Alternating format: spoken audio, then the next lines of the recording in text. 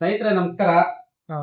9ನೇ ತಾರೀಕು ನಾನು ದಾವಣಗೆರೆಗೆ ಭೇಟಿ ನೀಡಿದ್ದಾಗ ಅಲ್ಲೊಂದು ಕೆಲವೊಂದು ಅಂಶಗಳನ್ನ ಅಂದ್ರೆ ಏನ್ ಮತಗಟ್ಟೆಗಳಲ್ಲಿ ಮತದಾರರ ನಾಡಿ ಮಿಡಿತ ಆಗ್ತಾಗ ನಾನು ಅವಾಗ್ಲೇ ಒಂದು ದಿಕ್ಸೂಚಿ ಹೇಳಿದ್ದೆ. ಏನಂದ್ರೆ ಕಾಂಗ್ರೆಸ್ ಪಕ್ಷ ಅನಾಯಾಸವಾಗಿ ಗೆಲ್ಲುತ್ತೆ ಇಲ್ಲಿ, ಅಂದ್ರೆ ತೀವ್ರ ಪೈಪೋಟಿ ಇದೆ.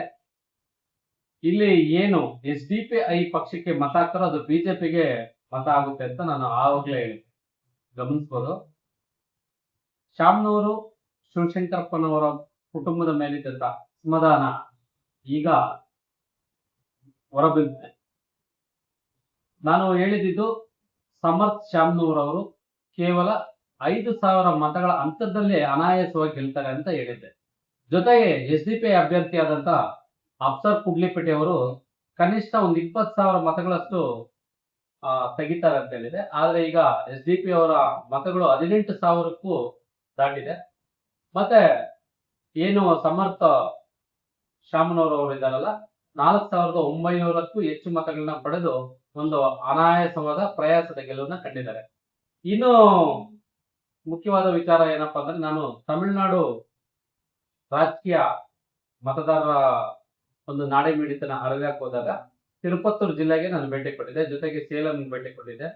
ಹಾಗೆ ನಮ್ಮ ಕೃಷ್ಣಗಿರಿ ಅಂದ್ರೆ ನಮ್ಮ ಕೋಲಾರ ಭಾಗದ ನೆರೆಯ ಜಿಲ್ಲೆಗಳಿಗೆ ಹೊಂದಿಕೊಂಡಂತ 3 ಜಿಲ್ಲೆಗಳಿಗೆ ನಾನು ಭೇಟಿ ಕೊಟ್ಟಾಗ ಅಲ್ಲಿ ನನಗೆ ಕಂಡು ಬಂದಂತದ್ದು DMK ವರ್ಸಸ್ TVK ಅಂದ್ರೆ AIDMK ಇರ್ಲಿಲ್ಲ. ಹಾಗಾಗಿ ಇಲ್ಲಿ ಬಹುತೇಕ TVK ಪಕ್ಷ ಗೆಲ್ಲುತ್ತೆ ಹಾಗೂ ಮುಖ್ಯಮಂತ್ರಿಯಾಗಿ ವಿಜಯ್ ಅವರು ಆಗ್ತಾರೆ ಅಂತ ನಾನು ಡಾಟ್ ಇಟ್ಟು ಕ್ವಶನ್ ಮಾರ್ಕ್ ಆಗಿದೆ. ಅದು ಬಹುತೇಕ ಈಗ ನಿಜ ಆಗಿದೆ.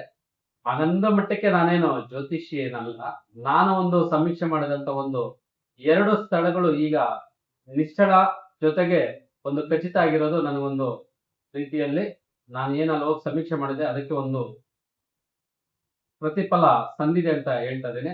ಏನೇ ಆಗ್ಲಿ, ಈ ಒಂದು ಗೆಲುವು ಕಾಂಗ್ರೆಸ್ ಪಕ್ಷಕ್ಕೆ ಅಂದ್ರೆ ದಾವಣಗೆರೆಯ ದಕ್ಷಿಣ ಕ್ಷೇತ್ರದ ಗೆಲುವು ಕಾಂಗ್ರೆಸ್ ಪಕ್ಷಕ್ಕೆ ಅದು ಅನಾಸಯ ಗೆಲುವು.